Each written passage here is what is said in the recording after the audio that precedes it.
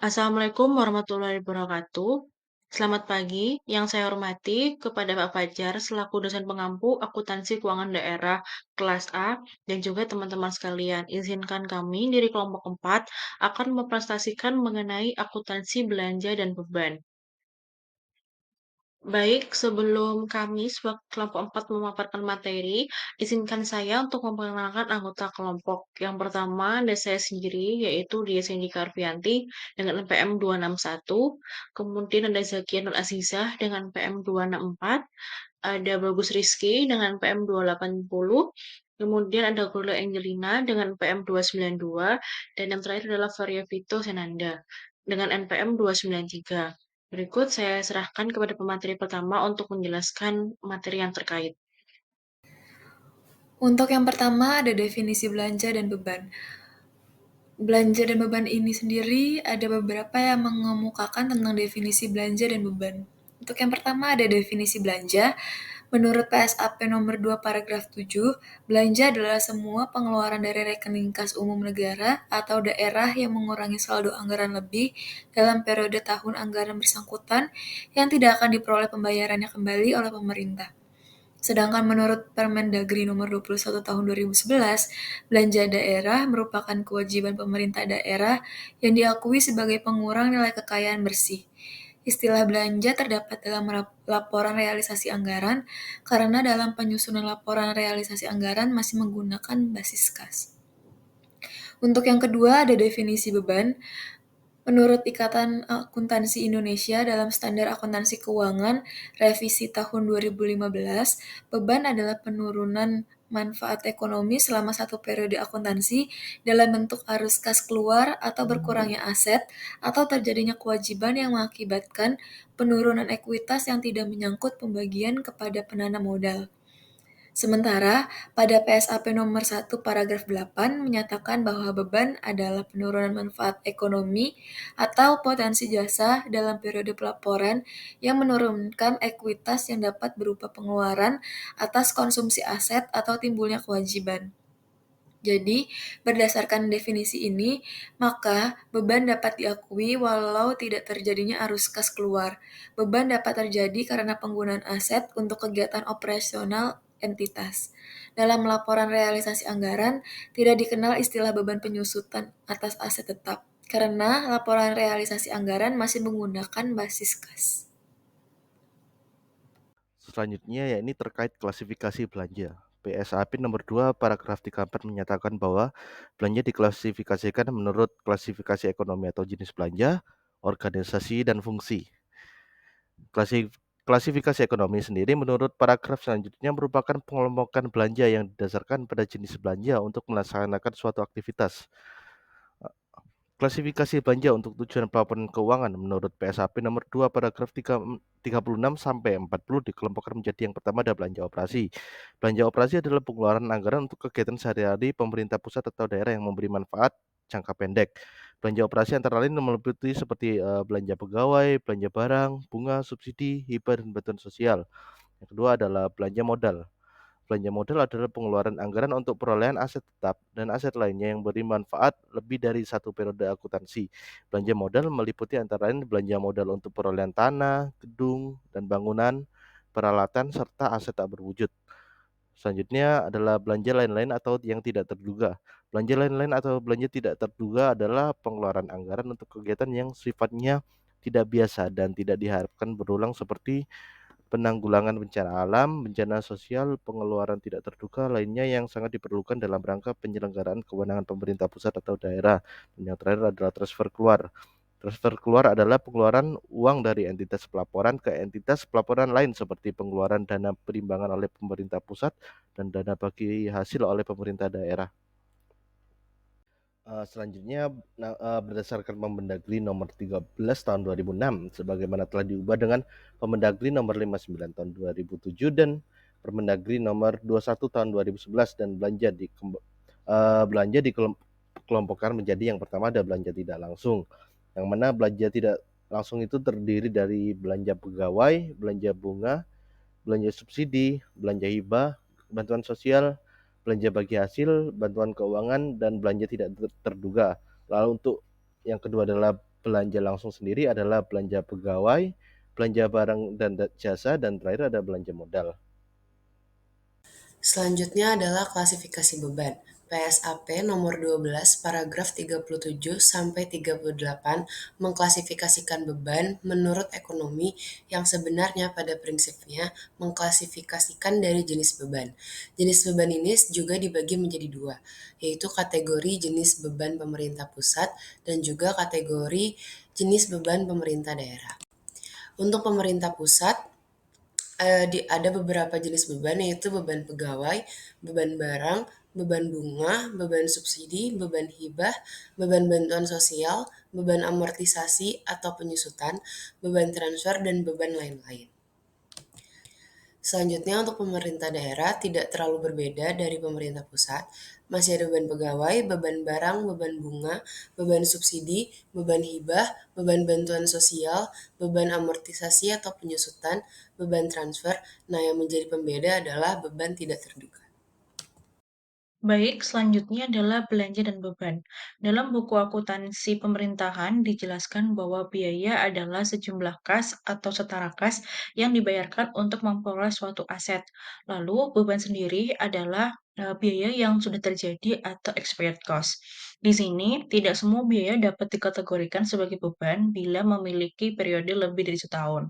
Dan di sini juga ada 4 pengakuan untuk belanja dan beban. Yang pertama adalah pengakuan belanja untuk laporan realisasi anggaran, yang kedua adalah pengakuan beban untuk laporan operasional, yang ketiga adalah pengakuan beban pada PPKD, dan yang terakhir adalah pengakuan beban pada SKPD. Baik, yang pertama adalah pengakuan belanja untuk laporan realisasi anggaran. Dalam PSAP nomor 2, paragraf 31 sampai 33 menjelaskan bahwa belanja diakui pada saat terjadinya pengeluaran dari rekening kas umum negara atau daerah. Pengeluaran ini sendiri dikategorikan menjadi dua berdasarkan sumber dananya, yaitu yang pertama adalah pengeluaran belanja melalui rekening kas umum negara atau daerah diakui ketika terjadi arus kas keluar dari rekening tersebut atau bisa diterbitkan SP2DLS sebagai bukti kejadian dari proses kejadian belanja yang terjadi. Yang kedua adalah pengeluaran belanja melalui kas di bendahara. Pengeluaran diakui pada saat pertanggungjawaban atas pengeluaran tersebut disahkan oleh unit yang mempunyai fungsi perbendaharaan. Lalu kebijakan akuntansi pemerintahan Kota Pagar Alam nomor 7 tentang akuntansi belanja menyatakan bahwa setiap suatu pengeluaran belanja akan diperlukan sebagai belanja modal di RLA dan sebagai aset tetap di LO dengan kriteria sebagai berikut. Yang pertama adalah manfaat ekonomi barang yang dibeli lebih dari 12 bulan. Yang kedua adalah perolehan barang tersebut untuk operasional dan pelayanan seperti tidak untuk dijual. Yang ketiga adalah pembelian barang material atau pengeluaran untuk pembelian barang tersebut melebihi batasan minimal kapitalisasi tetap yang telah ditetapkan. Yang keempat adalah barang yang dibeli merupakan objek pemeliharaan. Dan yang terakhir adalah perolehan barang tersebut untuk digunakan dan tidak untuk dijual atau dihibahkan atau disumbangkan atau diserahkan kepada pihak ketiga. Next. Untuk yang kedua, yaitu adalah pengakuan beban untuk laporan operasional. Berdasarkan PP nomor 71 tahun 2010 pada paragraf 96 menjelaskan bahwa beban akan diakui pada saat yang pertama adalah entitas sudah memperoleh manfaat ekonomi walaupun belum melakukan pembayaran namun sudah timbul kewajiban untuk membayar. Yang kedua adalah diakui pada saat konsumsi penggunaan aset. Yang ketiga adalah pada saat terjadi penurunan manfaat ekonomi atau potensi jasa. Lalu yang ketiga adalah pengakuan beban pada PPKD. Di sini ada 6 beban yang diakui dalam PPKD. Yang pertama adalah beban bunga. Di sini adalah merupakan alokasi pengeluaran pemerintah daerah untuk pembayaran bunga yang dilakukan atas kewajiban penggunaan pokok utang termasuk beban pembayaran biaya-biaya yang terkait dengan pinjaman dan hibah yang diterima pemerintah daerah. Yang kedua adalah beban subsidi. Ini adalah merupakan pengeluaran atau alokasi anggaran yang diberikan pemerintah daerah kepada perusahaan atau lembaga tertentu agar harga jual yang dihasilkan dapat terjangkau oleh masyarakat. Yang ketiga adalah beban hibah, merupakan beban pemerintah dalam bentuk uang, barang, atau jasa kepada pemerintah, perusahaan daerah, masyarakat, dan organisasi kemasyarakatan yang bersifat tidak wajib dan tidak mengikat. Yang keempat adalah beban bantuan sosial. Ini merupakan beban pemerintah daerah dalam bentuk uang atau barang yang diberikan kepada individu, keluarga, kelompok, dan atau masyarakat yang sifatnya tidak secara terus-menerus dan selektif dengan tujuan untuk melindungi dari kemungkinan terjadinya risiko sosial. Yang kelima adalah beban penyisian piutang. Ini merupakan cadangan yang harus dibentuk sebesar persentase tertentu dari akun piutang terkait ketertagihan piutang. Lalu yang terakhir adalah beban transfer. Di sini itu merupakan beban yang merupakan pengeluaran uang atau kewajiban untuk mengeluarkan uang dari pemerintah daerah kepada entitas pelapor lainnya yang diwajibkan oleh peraturan perundang-undangan. Lalu pengakuan yang terakhir adalah pengakuan beban pada SKPD. Di sini ada dua beban, yaitu pertama adalah beban pegawai dan beban barang. Untuk beban pegawai ini merupakan kompensasi terhadap pegawai baik dalam bentuk uang atau barang yang harus dibayarkan kepada pejabat negara, PNS, dan pegawai yang dipekerjakan oleh pemerintah daerah yang belum berstatus PNS sebagai imbalan atas pekerjaan yang telah dilaksanakan. Lalu yang terakhir adalah beban barang. Ini merupakan penurunan manfaat ekonomi dalam periode pelaporan yang menurunkan ekuitas yang dapat berupa pengeluaran atau konsumsi aset atau timbulnya kewajiban akibat transaksi penggadaian barang dan jasa yang habis pakai. Perjalanan dinas, pemeliharaan kepada non-pegawai, dan pemberian hadiah atas kegiatan tertentu terkait dengan suatu prestasi. Selanjutnya akan dijelaskan oleh teman saya. Selanjutnya pengukuran belanja dan beban. Menurut Dedi Nurdiawan DKK tahun 2007, pengukuran belanja atau beban yang menggunakan basis kas maupun akrual diakui dalam laporan keuangan sebesar nilai wajar yang akan dibayarkan. Sebagaimana yang telah diatur dalam PP nomor 71 tahun 2010, bahwa belanja diakui sebesar jumlah kas yang telah dikeluarkan dari rekening kas umum negara atau daerah. Akuntansi belanja dilaksanakan berdasarkan asas bruto dan diukur berdasarkan nilai nominal yang dikeluarkan dan tercantum dalam dokumen pengeluaran yang sah. Sedangkan untuk beban sendiri menurut PSAP nomor 12 paragraf 32 diakui pada saat yang pertama timbulnya kewajiban, lalu yang kedua terjadinya konsumsi aset, dan yang ketiga terjadinya penurunan manfaat ekonomi atau potensi jasa. Lalu materi selanjutnya adalah pengungkapan belanja dan beban. Yang pertama ini adalah pengungkapan belanja. Belanja disajikan berdasarkan jenis belanja dalam laporan realisasi anggaran dan rincian serta laporannya dibahas lebih lanjut dalam catatan atas laporan keuangan. Berikut beberapa hal yang perlu diungkapkan pada akun belanja, yaitu adalah pengeluaran belanja tahun berkenan setelah tanggal berakhirnya tahun anggaran. Yang kedua adalah penjelasan sebab-sebab tidak terserapnya target realisasi belanja daerah. Yang ketiga adalah konversi yang dilakukan akibat perbedaan klasifikasi belanja yang didasarkan pada Mendagri nomor 13 tahun 2006 tentang pedoman pengelolaan keuangan daerah dan didasarkan pada PP nomor 71 tahun 2010 tentang standar akuntansi pemerintahan. Lalu yang keempat adalah informasi lainnya yang dianggap perlu. Ini adalah cuplikan laporan realisasi anggaran untuk belanja. Di sini adalah contohnya seperti belanja modal. Anggaran tahun 2011 itu sebesar 350 juta. Namun untuk realisasinya pada tahun 2011 itu adalah sebesar 250 juta. Maka di sini ada selisih 100 juta itu merupakan selisih antara anggaran dan juga realisasi pada tahun tersebut. Ini bisa jadi selisih itu banyak faktor ya. Salah satunya mungkin adalah adanya negosiasi atau adanya juga perubahan harga. Next, selanjutnya. Lalu yang kedua adalah pengungkapan beban. Beban disajikan berdasarkan jenis beban dalam laporan operasional dan rinciannya disajikan dalam catatan atas laporan keuangan. Berikut adalah cuplikan untuk laporan operasional untuk beban. Yang pertama ini contohnya ada beban pegawai, jumlahnya di tahun 2011 itu sebesar 500 juta. Itu di mana terjadi kenaikan dibanding tahun sebelumnya dan tahun 2010 yaitu sebesar 450 juta. Lalu ini ada juga contoh lagi untuk beban kesediaan. Pada tahun 2011 juga mengalami kenaikan sebesar 10 juta dari tahun sebelumnya. Itu pada tahun 2011 itu sebesar 40 juta dan tahun 2010 adalah 30 juta. Lalu yang terakhir itu adalah beban pemeliharaan sebesar 300 juta. Ini tidak mengalami kenaikan, jadi anggarannya masih sama. Next, Selanjutnya adalah prosedur akuntansi belanja dan beban PPKD. Menurut Permendagri nomor 64 tahun 2013, terdapat beberapa fungsi yang terkait dengan prosedur akuntansi belanja dan beban PPKD.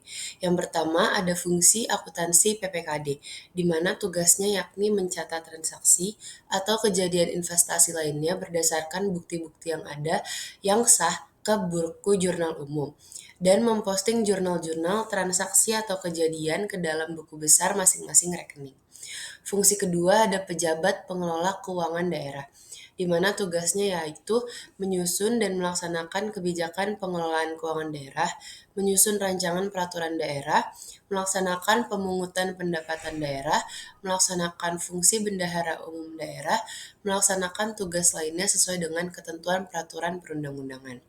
Fungsi yang ketiga adalah kuasa BUD, di mana tugasnya adalah menyiapkan anggaran kas, menyiapkan surat penyediaan dana atau SPD, menerbitkan surat perintah pencairan dana atau SP2D, memantau pelaksanaan penerimaan dan pengeluaran anggaran, pendapatan dan belanja daerah, mengusahakan dan mengatur dana yang diperlukan dalam pelaksanaan anggaran, pendapatan dan belanja daerah, dan yang terakhir, menyimpan uang daerah.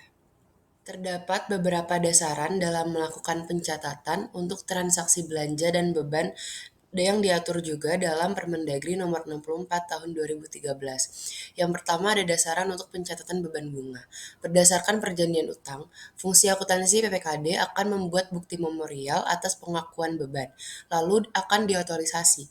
Setelah diotorisasi, fungsi akuntansi PPKD baru dapat mencatat jurnal sebagai berikut, yaitu beban bunga pada lalu setelah pelunasan akan dicatat dengan jurnal. Yang pertama utang bunga pada kas di kas daerah, lalu belanja bunga pada estimasi perubahan saldo anggaran lebih. Selanjutnya adalah dasaran untuk pencatatan beban subsidi. Berdasarkan tagihan dari penerima subsidi setelah melaksanakan persyaratan pemberian subsidi, fungsi akuntansi PPKD akan membuat bukti memorial. Seperti beban bunga, jika bukti memorial tersebut sudah diotorisasi, maka fungsi akuntansi PPKD dapat mencatat jurnal sebagai beban subsidi pada utang belanja. Lalu setelah pelunasan dicatat dengan jurnal utang belanja subsidi pada kas di kas daerah dan juga belanja subsidi pada estimasi perubahan SAE. Lalu yang berikutnya adalah dasaran terkait pencatatan beban hibah. PPD dan pemerintah daerah atau pusat daerah melakukan penandatanganan naskah perjanjian hibah daerah atau NPDH. Beban hibah diakui bersamaan dengan penyaluran belanja hibah, karena kepastian beban baru dapat ditindaklanjuti dengan penerbitan dokumen pencairan. Setelah itu baru fungsi akuntansi PPKD dapat mencatat jurnal sebagai berikut, yaitu beban hibah pada kas di kas daerah dan juga belanja hibah pada estimasi perubahan. Berikutnya adalah dasar untuk pencatatan beban bantuan sosial. Realisasi beban bantuan sosial dilakukan melalui proses pengajuan SPP, pembuatan SPM hingga penerbitan SP2D. Sehingga fungsi akuntansi PPKD dapat mencatat jurnal dengan beban bantuan sosial pada kas di kas daerah dan juga belanja bantuan sosial pada estimasi perubahan SAL. Selanjutnya adalah pencatatan beban transfer. Pengakuan beban transfer bersamaan dengan penyaluran dana transfer dari RKUD fungsi akuntansi PPKD membuat pengakuan beban transfer berdasarkan bukti penyaluran memorial tersebut, sehingga fungsi akuntansi akan mencatat dengan jurnal beban transfer kepada kas di kas daerah dan juga transfer pada estimasi perubahan SAL. Selanjutnya prosedur akuntansi belanja dan beban SKPD. Berikut ini merupakan fungsi-fungsi yang terkait dengan prosedur akuntansi belanja dan beban SKPD menurut Permendagri nomor 64 tahun 2013. Yang pertama terhadap kuasa bendahara umum daerah atau terhadap BUD. Yang kedua terhadap pejabat penatausahaan keuangan PPK SKPD. Yang ketiga terhadap pengguna anggaran atau kuasa pengguna anggaran. Dalam prosedur pembayaran, belanja dikelompokkan menjadi dua, yaitu yang pertama belanja uang persediaan atau pergantian uang atau tambahan uang. Dalam belanja uang persediaan terdapat beberapa fungsi yang terkait dengan prosedur akuntansi pengeluaran kas untuk penyediaan uang persediaan. Yang pertama terhadap pejabat pelaksana teknis kegiatan. Lalu yang kedua terhadap bendahara pengeluaran atau pembantu bendahara pengeluaran. Yang ketiga terhadap pejabat penata usahaan keuangan SKPD, yang keempat terhadap pengguna anggaran atau kuasa pengguna anggaran, dan yang kelima terhadap bendara umum daerah atau kuasa bendara umum daerah. Lalu juga ada beberapa dokumen yang digunakan dalam prosedur akuntansi pengeluaran kas untuk penyediaan uang persediaan. Yang pertama ada surat penyediaan dana, yaitu SPD. Yang kedua ada surat permintaan pembayaran uang persediaan atau SPPUP. Lalu yang ketiga ada surat permintaan pembayaran tambahan uang persediaan atau SPPTU. Yang keempat ada surat perintah membayar uang persediaan atau SPMUP. Yang kelima ada surat perintah membayar uang tambahan uang persediaan atau SPMTU. Lalu yang keenam ada surat perintah pencairan dana atau SP2D. Yang ketujuh ada bukti transfer. Yang kedelapan ada nota debit bank. Yang kesembilan ada buku jurnal pengeluaran kas. Yang kesepuluh buku besar. Dan yang kesebelas ada buku besar pembantu.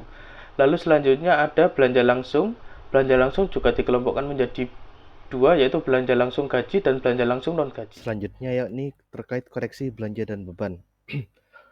Ada kemungkinan terjadi koreksi terhadap belanja atau beban di tahun anggaran berjalan. Koreksi beban dapat disebabkan atas beberapa kemungkinan, yakni yang pertama ada kesalahan klasifikasi belanja atau beban, yang kedua ada kesalahan pencatatan nilai belanja atau beban, yang ketiga ada pengembalian belanja atau beban.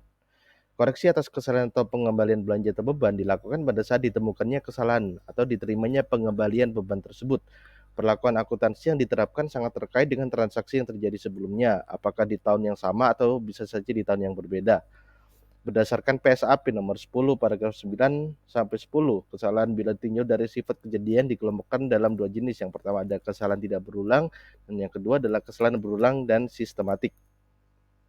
Untuk kesalahan tidak berulang itu adalah kesalahan yang diharapkan tidak akan terjadi kembali dan dikelompokkan menjadi yang pertama ada kesalahan tidak berulang yang terjadi pada periode berjalan, yang kedua adalah kesalahan tidak berulang yang terjadi pada periode sebelumnya. Lalu untuk kesalahan berulang dan sistemik, yakni kesalahan yang disebabkan sifat alami atau normal dari jenis-jenis transaksi tertentu yang diperkirakan akan terjadi secara berulang. Contohnya seperti penerimaan pajak dari wajib pajak yang memerlukan koreksi, sehingga perlu dilakukan restitusi pajak atau tambahan pembayaran dari wajib pajak. Selanjutnya, koreksi belanja dan beban berdasarkan PP nomor 71 tahun 2010, maka koreksi tersebut diperlukan sebagai untuk koreksi atas belanja dan beban jika jenis itu termasuk kesalahan klasifikasi dan terjadi di tahun sebelumnya adalah tidak dilakukan jurnal koreksi, dan kesalahan yang terjadi di tahun yang sama dilakukan koreksi ke kode belanja yang sesuai. Lalu ada jenis kesalahan pencatatan nilai belanja yang terjadi di tahun sebelumnya adalah dilakukan koreksi ke saldo anggaran lebih, dan yang terjadi tahun yang sama dilakukan koreksi atas kekurangan atau kelebihan jumlah atas kode rekening yang terkait. Lalu pengembalian belanja yang terjadi di tahun sebelumnya itu dicatat sebagai lain-lain PAD yang sah, lalu terjadi di tahun yang sama dicatat sebagai pengurangan belanja. Lalu selanjutnya adalah koreksi atas beban basis akrual. Yang pertama mungkin jenisnya kesalahan klasifikasi yang terjadi di tahun sebelumnya adalah tidak dilakukan jurnal koreksi. Lalu yang terjadi di tahun yang sama dilakukan koreksi ke kode beban yang sesuai. Lalu jenisnya kesalahan pencatatan nilai belanja terjadi di tahun sebelumnya itu dilakukan koreksi saldo anggaran lebih, dan terjadi di tahun yang sama dilakukan koreksi atas kekurangan atau kelebihan jumlah ke kode rekening yang terkait. Lalu jenis pengembalian beban terjadi tahun sebelumnya itu dilakukan koreksi ke ekuitas, lalu terjadi tahun yang sama itu dicatat sebagai pengurangan atas beban. Untuk materi terakhir pada bab ini yaitu penyesuaian pada akhir tahun. Pada akhir periode akuntansi ada beberapa perkiraan yang harus dilakukan penyesuaian. Di antaranya, pada saat kewajiban timbul karena adanya beban yang masih harus dibayar, atau terjadinya konsumsi aset, atau terjadinya penurunan manfaat ekonomi, atau potensi jasa, walaupun tidak terjadinya pengeluaran kas. Untuk yang pertama, ada jurnal atas transaksi konsumsi aset. Jurnal ini diakui dengan bertambahnya beban aset yang dicatat di sisi debit dan berkurangnya aset yang dicatat di sisi kredit dengan nilai nominal aset yang sudah digunakan atau dipakai. Untuk yang kedua, ada jurnal atas beban yang masih harus dibayar. Jurnal ini diakui dengan mencatat beban di sisi debit dan mencatat utang di sisi kredit dengan nilai nominal beban yang masih harus dibayar. Untuk yang ketiga, ada jurnal untuk mengakui adanya beban akibat penurunan manfaat, ekonomi, atau potensi jasa. Jurnal ini dibuat dengan mencatat beban depresiasi di sisi debit dan mencatat akumulasi depresiasi di sisi kredit dengan nilai nominal manfaat ekonomi atau potensi jasa yang sudah didapatkan atau dipergunakan. Keempat, ada jurnal atas beban yang terutang dan beban dibayar di muka untuk penyusunan LO. Jurnal ini dicatat dengan beban dan beban dibayar di muka di sisi debit dan kas di bendahara pengeluaran di sisi kredit. Dan yang terakhir ada jurnal pengeluaran kas atau belanja untuk penyusunan LRA. Jurnal ini dicatat dengan belanja di sisi debit dan estimasi perubahan saldo di sisi kredit.